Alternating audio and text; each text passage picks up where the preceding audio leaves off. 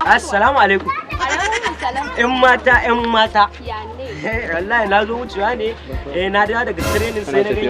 Allah ko. Na ce bara zo mu miƙo gaisuwa. Gaskiya ka kyauta kuwa. Wallahi. To ya kike? Lafiya kalau. Da yake gani na nan kaftin ne na bada horo ne na. Yan mata. Ya ne.